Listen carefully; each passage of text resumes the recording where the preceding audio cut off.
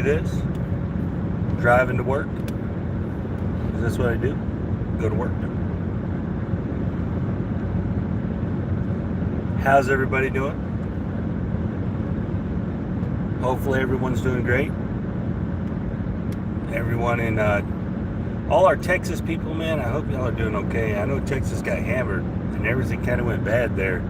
There's been a lot of bad stuff kind of with the electric companies and all kinds of bad stuff over that snowstorm in Texas, man. It just caused all kinds of problems. So I hope all our Texas guys, we have a big Texas community in the Krebs community, so I hope you guys are good, man. Bunch of Texas guys, so hope y'all are all right. But anyways, how's everybody doing? Just kind of want to talk to people while I drive to work here. Just curious. A couple things I'm curious about is, do you like the new videos? That's one thing. Do you like the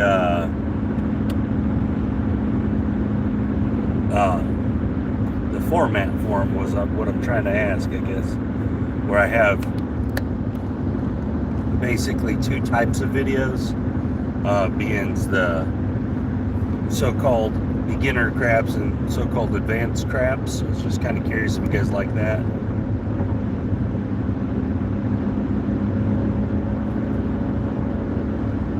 Because if you do, I'll keep it up.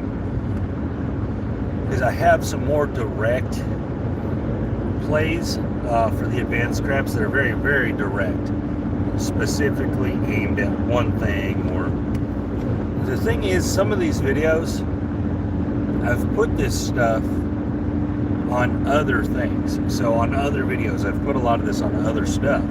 So I don't like to really go back over stuff unless I'm testing strategies or something like that.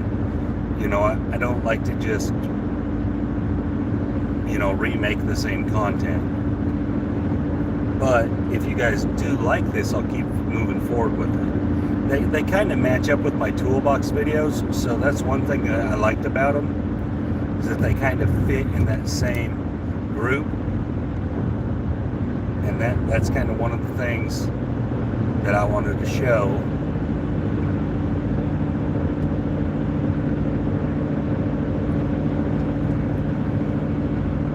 You know, it's funny because here another thing that's kind of crazy is, you know, I used to get a lot of emails. I've actually got less emails lately, that I've kind of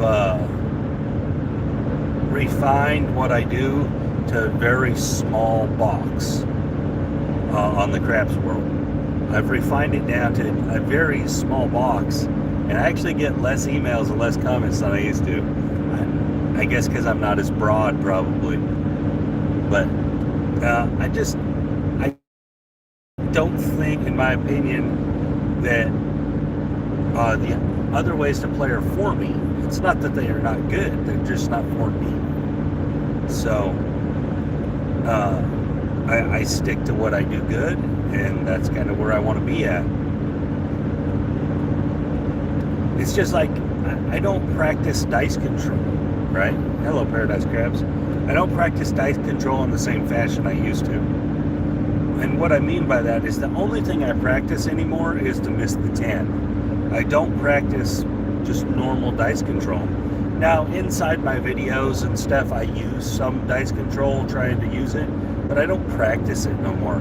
And I used to put in, every day I would practice dice control from a traditional standpoint, but I just kind of got to the point where I don't feel like I'm gaining anything by it. So that's why I kind of quit practicing it. I still use it at the casino, which is probably full-heartedly, I guess, because I don't practice enough to be good at it. But I do practice against the 10, and I do that every day.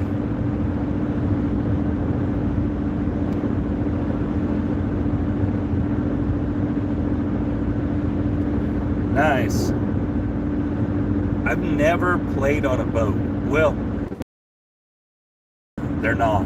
anymore. They're basically just on land, but they were boats. But I've never played on a boat before. So Slambright said that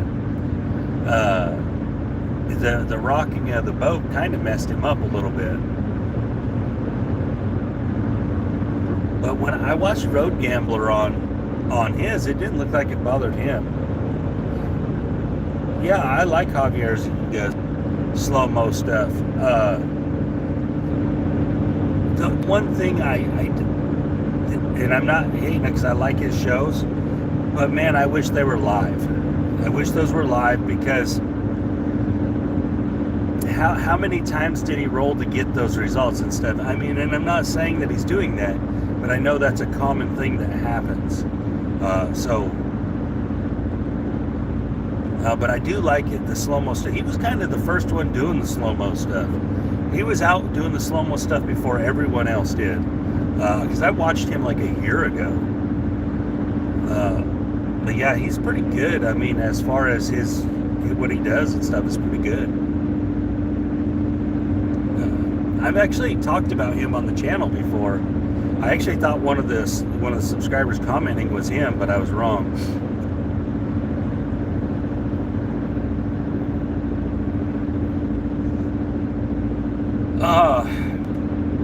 Well, yeah. It's I don't know. It's a hard question. I look at it like this. Okay, so you have control of everything, I guess, until they hit. Yeah, I've seen guys that have control when they hit the table. So, because I've seen a lot of guys that can throw the dice and they will die. I mean, just die right there. And every now and then I do a shot that can do it. So I feel like that kind of falls in a couple groups. If you're one of those guys that can consistently shoot and the dice land and barrel, then you're probably controlling the dice. If you're one of those guys that shoots and they land and they barely jump into the wall, one little jump, and then fall right back, you're influencing the dice. And then if you're one of those guys that does the same things, but they bounced over to the left and over to the right, you're probably not doing anything. But the thing is I've actually done this before, and I have it recorded in logbooks. I work, so there is something to it.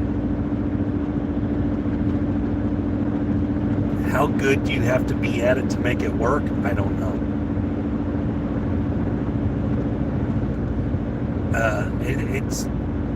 I'll be honest,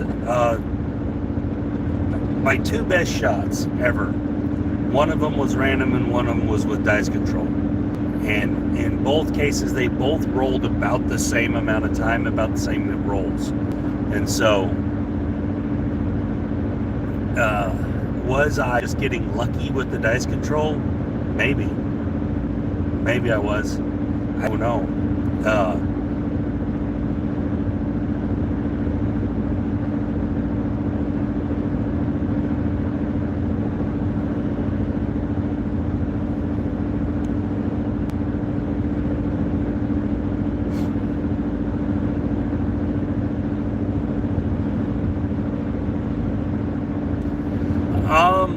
If I told you you were doing it wrong, I didn't. That's not what I meant. I wasn't trying to say you're doing dice control right or wrong, if that's the way something was said, because no, I'm going to work. But because dice control is different for everybody. I mean, that might have been something I said before I knew that. I'm not sure. So I'm not exactly sure what you're talking about or when you're talking about. Yes. But either way, yeah, dice control is different for everybody. I honestly,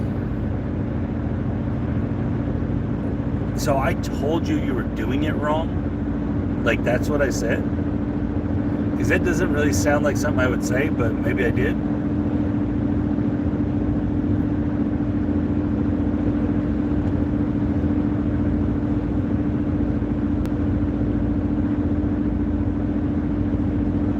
Well, the only reason I say it on the 2-3-3-2 is if you roll the dice and they're on axis, you can only get the hard 10. You can't get into 10s. So now if you're getting the hard 10, that's a good shot.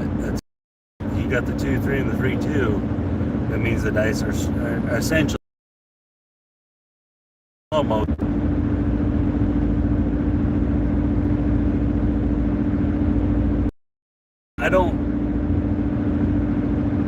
I'm not really sure. If I did say that, I wasn't meaning it directly at anybody, probably, or unless I did say, I don't really remember it, but maybe I did. Obviously, you remember it, so it must be true.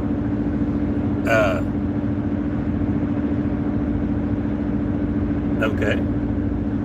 My don't strategy, like the 6-7-8.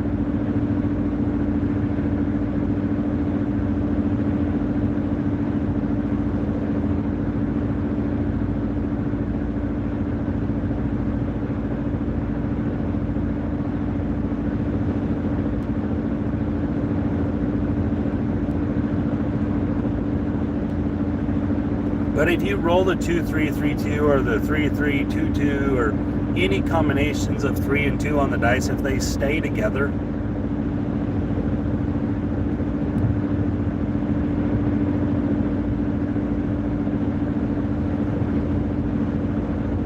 awesome. Okay, so don't pass, don't edge on it. I mean, that's essentially the 6-7-8. Okay.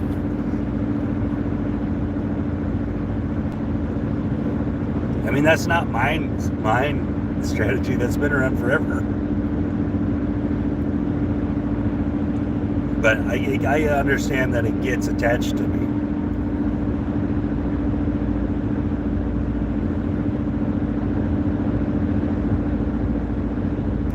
Yeah, I mean,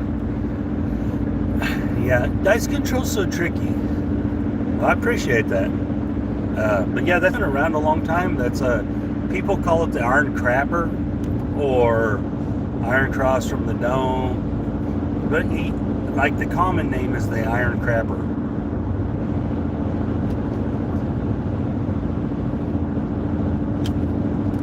I just use it. To me, it's just 6-7-8. Really, in my opinion, anytime you use the don't with place bets, you're using 6-7-8 because most likely you're looking to first. You know, obviously you don't want your point of a 6 or 8. No, you'd rather have it at the other numbers. And so if you have it on the other numbers, the first numbers you're going to place are going to be the 6 and 8. So that's why I just call it the 6-7-8. It's easy to remember. But I play the 6-7-8 all the way across the board, or Iron Cross, or I'll play the 6-7-8 with the 6 and 8 and the 4 and 10. I have a 5 and 9. I mean, I play it a lot of different ways. I just call it the 6-7-8. It's really not, I don't know how to say this. It's not, I never want anybody to lose at craps. I'm not cheering for people to lose. Like, I don't care any way you play. I don't want you to lose. So if you play and, you do something that I don't necessarily think works very well, but you win with it, I'm happy for you. I'm not going to be... I can weld. I actually have a welding license. I actually have lots of experience structural welding on structural steel. I used to work for essentially Schick Steel.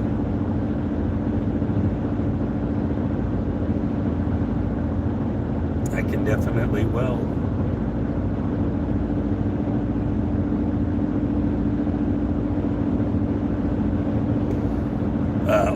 I didn't never weld any pipe though. I've never welded pipe. All mine was like red iron steel and everything.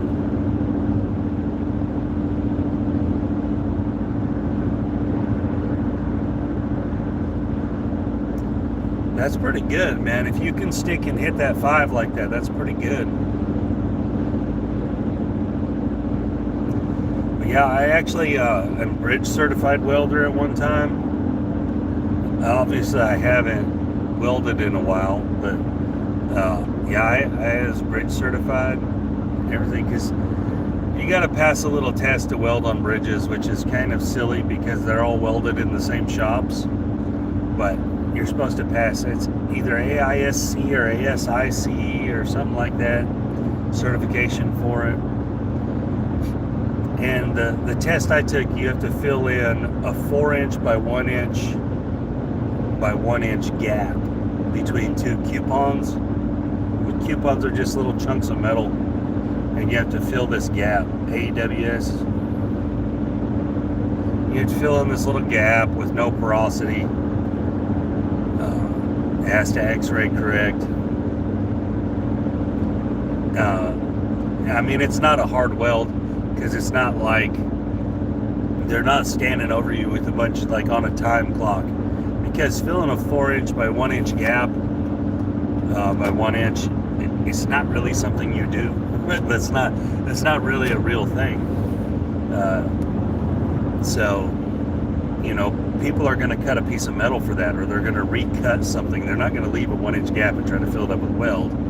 If it is, it's very uncommon. But that's how they test you. So you just lay some root passes in there, fill it up the one side, flip it over, grind it out, gouge it out, whatever you're cutting, and then, you know, recap the other side. You'll be good. It'll come out clean.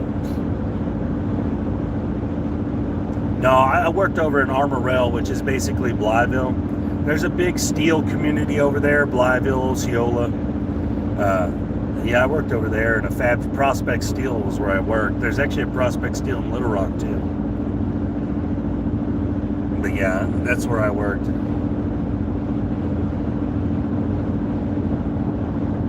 Like, the casinos themselves are controlling them.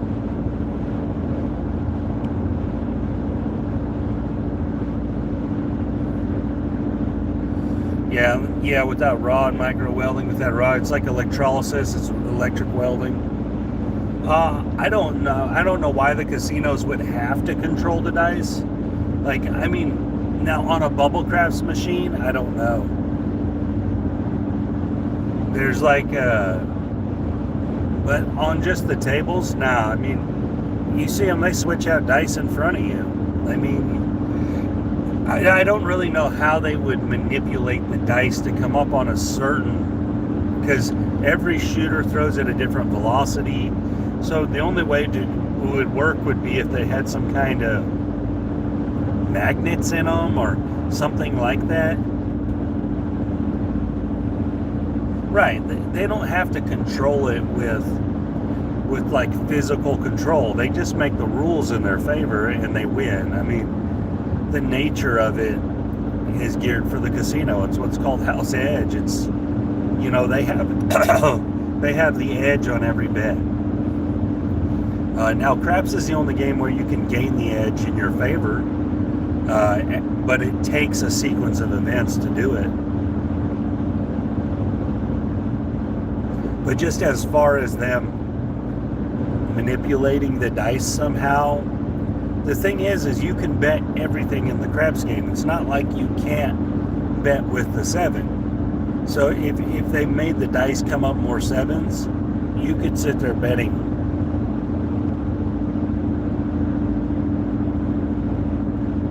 You can sit there betting the 7 all day.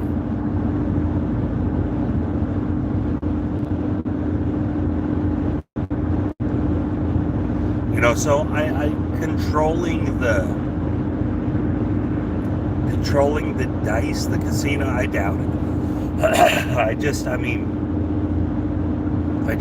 it. I don't know why they would. It's not worth it. If they got caught, it's just not worth it to them, because they got plenty of losing players. There's not a lot of winning craps players out there. That's not a real thing. There's really not. Most craps players that have been playing for a long time are actually probably down overall. They're probably not winning. It's just the nature of it, because so many of the same strategies get played that are very volatile, that are very hard to win with. Yeah, I go to Tunica all the time. My favorite place in Tunica is the Gold Strike. I like the Gold Strike.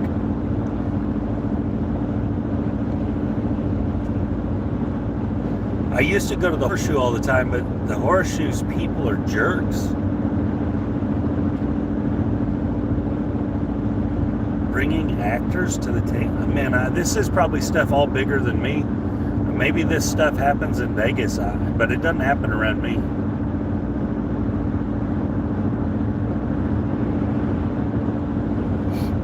Because I just don't know why they would do it. I've spent lots of hours at a craps table, and I've seen a lot of people lose. I've seen way more losers than winners. So, see you, Malcolm.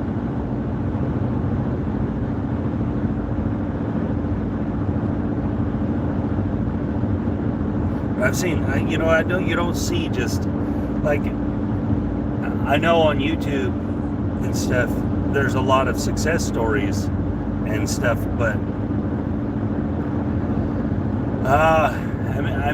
when you don't see that at the craps table, you see a lot of losing. So just myself personally, it's been a little while though, and I talked about it on the channel a little bit. I lost $3,200 in about 10 minutes, 20 minutes. I don't know. It wasn't very long. Playing the don't. It just went in a really bad streak, and I was chasing it, and I chased it all the way to everything I had in my pocket that day. So, I've had some pretty bad runs myself.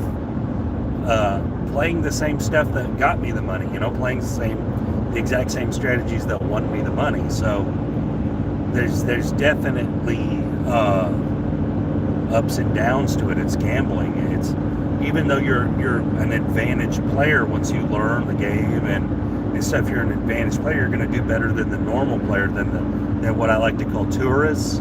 You're going to do better than them on average. You're still going to have bad days. There's nobody that just wins all the time. So, but I've had some really good streaks too. I've had some runs where I went to the casino 20 times in a row and profited every time. I've had runs like that, and then I've had bad runs too, where I don't always lose big chunks. That's right, Larry. I don't always lose big chunks, but sometimes I'll lose $100 every day that I go for 20 days. So I definitely have. It goes up and down. But if you're consistent, you'll gain a little edge and you'll make money as long as you're consistent. If you're bouncing everywhere and you're always trying to learn new strategies and change up your game all the time from something that works, you're gonna have problems. Just use what works. Whatever works for you, use it. Whatever you're comfortable with.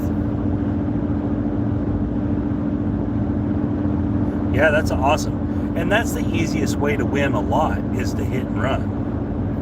If you're willing to go win $100 and leave, you're going to do that a lot. You're going to be able to do that a lot of times.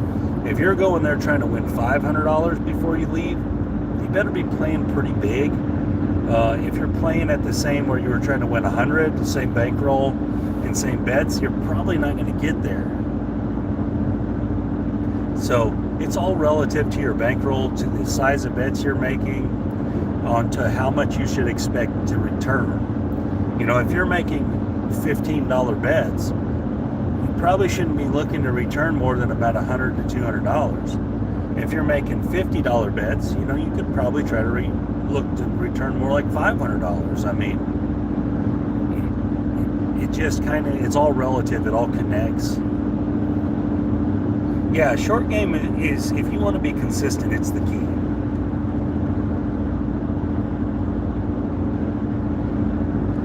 And that's how I play. I play really short. I play with profit goals, and I play strict profit goals. When I get them, I quit. I won't keep playing. Another thing is, is I used to really like the casino. I don't really like the casino anymore.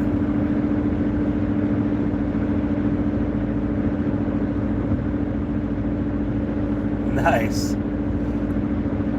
You know, I used to really like being at the casino. It's not as exciting to me as it used to be. It's more of just a job now. So it's just more of a job, and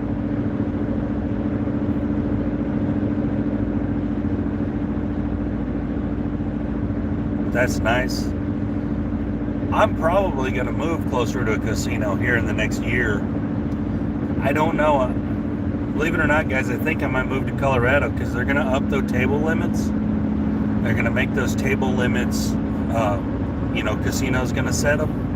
And those casinos are going to jack them up into the thousands so they can get that bigger play in there. I've really been considering it. Because I like the Colorado casinos. They're all in one little spot in the mountains, pretty much. And I've actually had really good luck in Colorado. The problem is it's always $100 tables. I do like Tunica and stuff, but Tunica's a dying town. It's a dying place. It's getting more run down all the time. It's not like, because Arkansas opened their own casinos, and there's one right across the river from Memphis. It's in Arkansas. It drags so much of the play to that casino that Tunica is just slowly dying. Yeah, that is true. Yeah, the cost of living is rough. But I have a job offer waiting for me there if I want it, which is roughly equivalent to what I would make here. The same. It's roughly a save on cost of living and stuff. It just depends, kind of. But I definitely need to move. Another thing, I'm running into a problem here. So I ran into another problem. At all the Mississippi casinos, they have the same law as Arkansas, and I just figured this out. That they have laws that say you're not allowed to film inside the casino. So I got to figure out a way to get this done. Arkansas is supposed to be changing their legislation. That hasn't happened yet, but hopefully they do. Then I can play at Oaklawn and stuff. But Oaklawn has a $250 max limit, so unless they're going to work with me on that, I'll have to make videos based upon that, and I don't like that. That's not what I want to do. I can try the other places, but either way, I've thought about going about it a different way and maybe petitioning the state to allow me to do it, like some kind of exemption. I don't really know, but what it's doing is it's making it to where I can't film live. And as far as craps goes, that's the one thing we don't have enough of. Road Gambler was doing it, and he was doing it essentially illegally. Rick and them do it, and they do a good job in Colorado, but it's sporadic. So, AZ has got into it a little bit, but he goes to Vegas once every couple months. So there's just not a very consistent live craps, actually showing real gameplay, real money. And so that's what I want to get more into. But the problem is, if I have state laws blocking it here, where Colorado obviously does not, because those guys film, and they film legally. So that's one of my things. Now, I could just fly out there all the time. I could just fly, but it's only like $100 to fly, which ain't a big deal because my parents live there. I could just stay there and stuff. But I would like to be able to go, a couple times a week. And so I don't know. That's just part of what I'm thinking.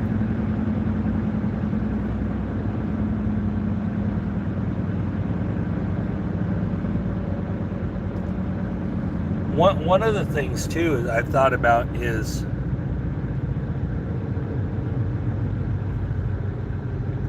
one of the things I've thought about also is rigging up, some concealed cameras and just going in there like Road Gambler did. I've actually thought about that a lot. Because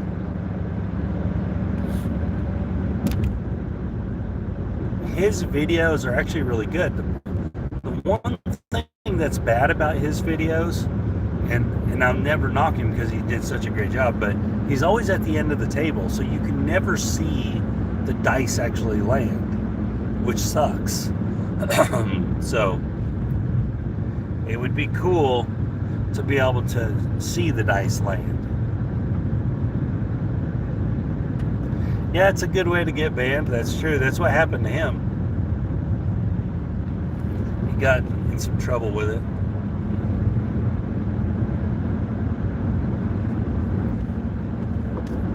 It is a good way to get banned.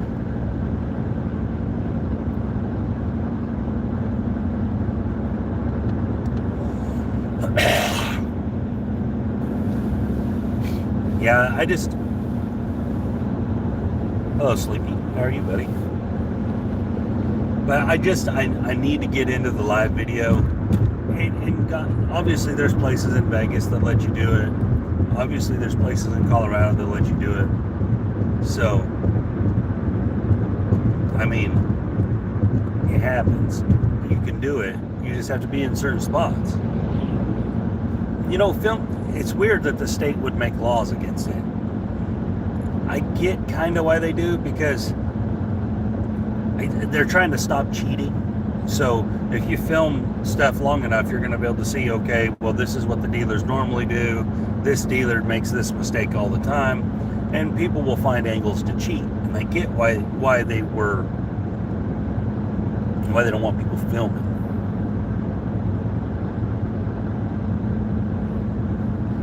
Well, he had his own website. He has his own website and everything, Road Gambler. What Road Gambler's issue is that he was known. So, like, they knew him at these places.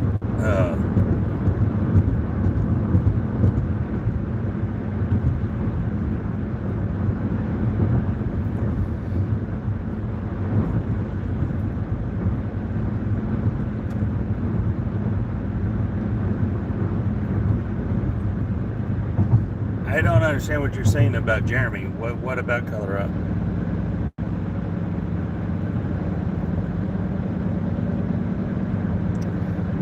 He's had some live casino videos, or he's been parts of some.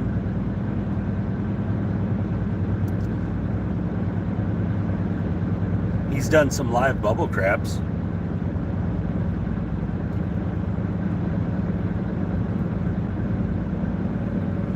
There's some good live bubble craps people out there.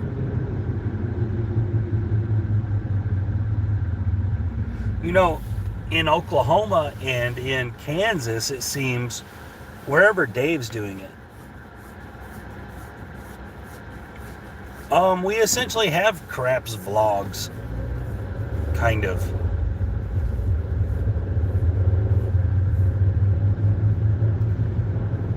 Yeah, but Color Up's different, because Color Up's been around like 10 years. He's been around a long time, so he has his base is so much bigger, because when he got into YouTube craps community, it was small. There was only like 3 channels, and most of them didn't really make content. So he was pounding out content. And early on, he didn't try to show strategies. He just showed the bets of the game and stuff. Yeah, Hazy's a pretty intense dude. Anyway, he's just kind of normally intense. I've never played with him, but I would like to. I'm not, guys. When I play, I am very, very normal, happy, fun person. Well, okay, so I asked that question, Larry. I asked if they were worried about infringing on people's privacy. That was one of the questions I asked when I was talking to these people. And they said no. They said that it has nothing to do with that. If you're, because the casino's a public place, they said, so there's no infringement there. They said it's just the state don't want people cheating. But anyway, yeah, so it's just kind of goofy. What's up, bird dog? Are you okay? I know Texas, you didn't have a bunch of water lines burst or nothing, did you, bird dog?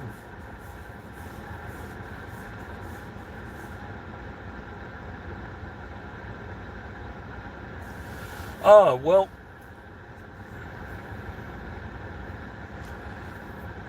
but one of the things I want, okay, Paradise, what you're saying is, okay, so, but he's been around that long, so those videos have been on YouTube for a very long time. And that's why a lot of them have that many views. Uh, from per subscriber to per view, his channel runs about the same percentage as mine, as Rick's, as... Hey, good luck, man. Remember, craps, you don't need luck to win craps. Just play good. Just play consistently.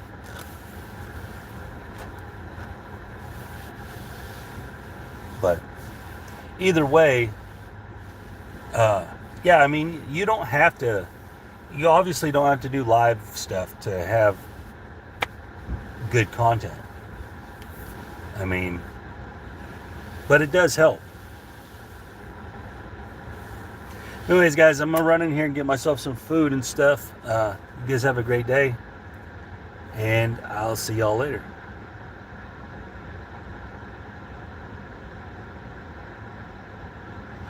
Okay, so I've thought about that, but Arkansas and Mississippi literally have a law against it, which is crazy. But anyways, I gotta go.